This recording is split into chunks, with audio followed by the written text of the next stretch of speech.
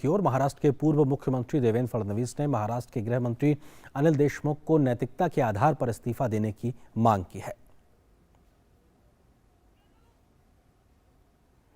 तो अपने आप में बेहद महत्वपूर्ण है, क्योंकि जो महाराष्ट्र के गृह मंत्री अनिल देशमुख, उनके खिलाफ सीबीआई जांच की एक मांग जो थी वो आज बॉम्बे हाई कोर्ट ने मान ली। उसके बाद में बीजेपी लगातार इस मसले को लेकर मुखर रही हो। खासतौर से देवेंद्र फडणवीस की अगर बात की जाए तो उन्होंने तमाम तथ्यों के आधार पर, तमाम बातों के आधार पर कई प्रेस कॉन्फ्रेंस की थी और कहा था कि ये गंभीर आरोप है, ऐसे में क्यों लगातार जो मुख्यमंत्री हैं वो चुप हैं। इसके अलावा जो खुद गृह मंत्री हैं उनका किस प्रकार से संलिप्तता रही है, ये अपने आप में तमाम महत्वपूर्ण चीजें और किस प्रकार का एक आरोप देवेंद्र फडणवीस ने लगाया, ये आपको सुनाते हैं।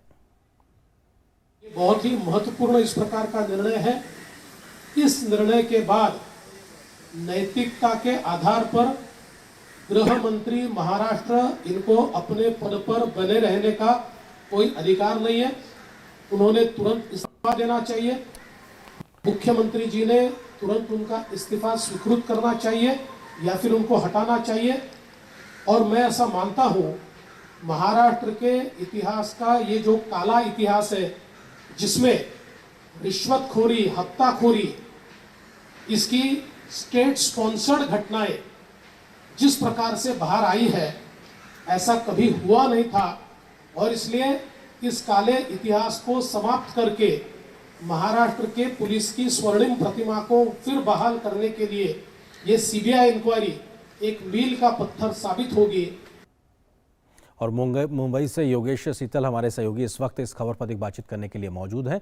योगेश, अगर बात की जाए तो क्या वो तथ्य और ऐसे बातें थी जो एक आधार बनी कि जब हाई कोर्ट ने यह माना कि हाँ, ये सीबीआई जांच होनी चाहिए? देखिए, बॉम्बे उच्च न्यायालय ने दो टर्म का इस्तेमाल किया है। एक तो एक्स्ट्रा ऑर्डिनरी कहा और एक अनप्रेसिडेंटेड कहा है। ये एक बहुत ही बड़ा टर्म माना जाता है। अगर आप न्यायपालिका में देखें, जनरली जो न्यायिक फैसले होते हैं उनमें शब्द का काफ़ी ज़्यादा महत्व होता है कि जजमेंट में किस टर्म्स का जो है वो यूज किया गया है। जो जिस तरीके से जयश्री पाटिल थी, उन्होंने मालाबार हिल में जो है प्राथमिकी दर्ज कराने की कोशिश की थी गृह मंत्री के खिलाफ, लेकिन वो प्राथमिकी नहीं दर्ज की जा पाई थी।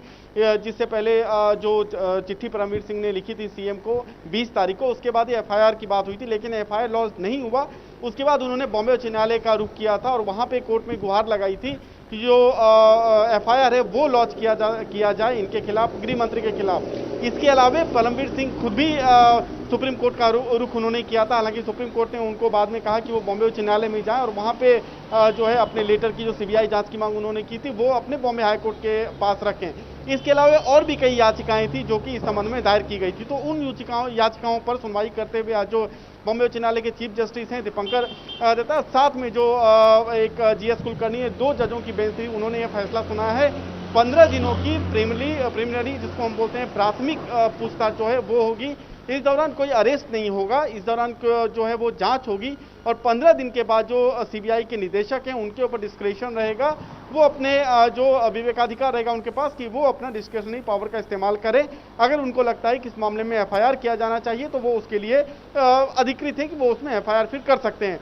अभी तक फिलहाल जो है एफआईआर की जो मांग थी उसको हम कह सकते हैं कि वो अभी पूरी नहीं हुई है। लेकिन 15 दिनों के बाद अगर सीबीआई को ऐसा लगता है कि इस मामले में गृह मंत्री की संलिप्तता है, इस मामले में वो दोषी हैं या उनके खिलाफ जांच आगे होनी चाहिए, तो इस मामले में सीबीआई जो है वो एफआईआर कर सकती है। जी, शुक्रिया योगेश। फिलहाल इस बातचीत के लिए वक्त फिलहाल इतनी ही इजाजत दे रहा है। शुक्रिया आपका।